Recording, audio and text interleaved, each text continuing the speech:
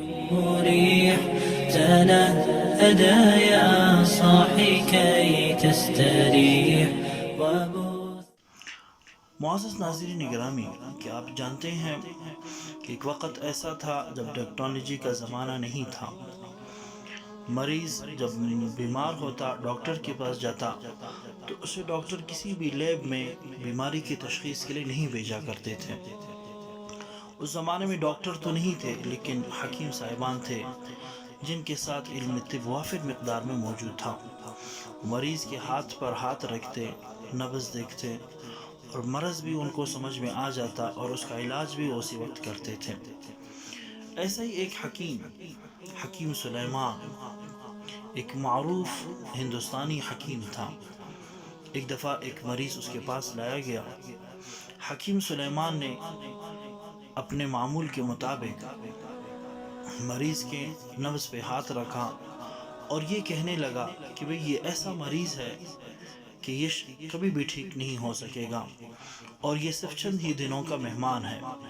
8 سے 10 دن کا وقت دیا اور کہنے لگا کہ یہ مریض 10 دنوں میں مر جائے گا۔ حکیم سلیمان کی بات لوگ جانتے تھے کہ بھئی ان کی بات پتھر پر لکیر ہے، لیکن کیا 8 دن گزرے، 9 دن گزرے، 10 دن گزرے، وہ مریض نہیں مرا، حتیٰ کہ وہ جو ریڈ سگنل جو حکیم نے دیا تھا وہ گزر گیا، لیکن وہ مریض نہیں مرا۔ کہتے ہیں کہ کچھ عرصے کے بعد جب وقت گزر گیا، اس مریض کو دوبارہ حکیم سلیمان کے پاس لایا گیا۔ حکیم سلیمان اپنی جگہ سے اٹھا، حیران پریشان مریض کے پاس آیا اور کہنے لگا تم ابھی تک نہیں مرے؟ مریض نے کہا موت دینے والی ذات اللہ کی ذات ہے، میں بالکل بھی نہیں مرا ہوں۔ حکیم کہنے لگا کہ بھئی تمہیں مرنا چاہیے تھا، لیکن تم مرے نہیں کیوں؟ جب تم میری مجلس سے اٹھے ہو تم نے کیا کام کیے ہیں وہ سارے معلومات مجھے دے دو۔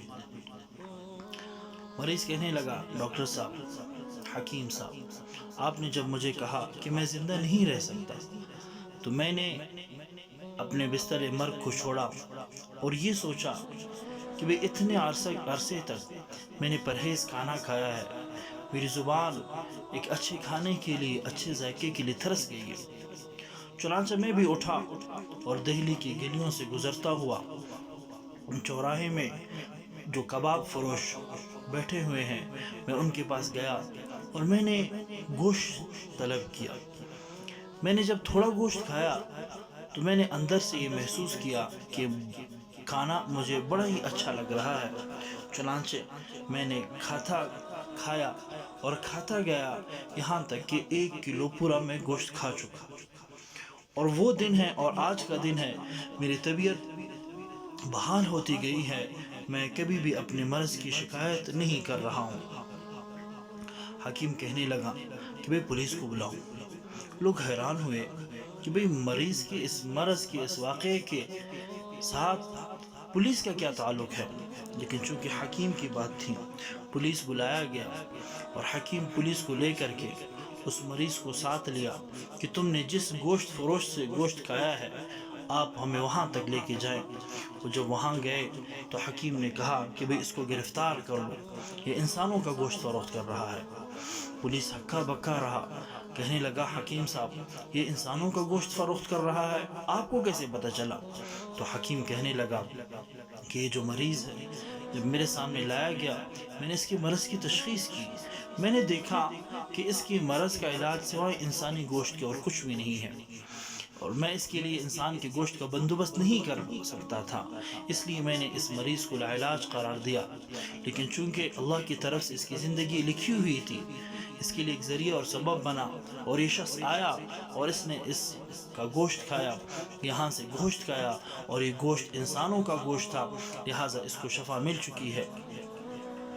جب اس گوشت فروش کو پکڑا گیا، اس کے ساتھ بات کی گئی تو واقعی کچھ سزا کے بعد اس نے اقرار کیا اس بات کا کہ وہ انسانوں کا گوشت فروخت کر رہا ہے۔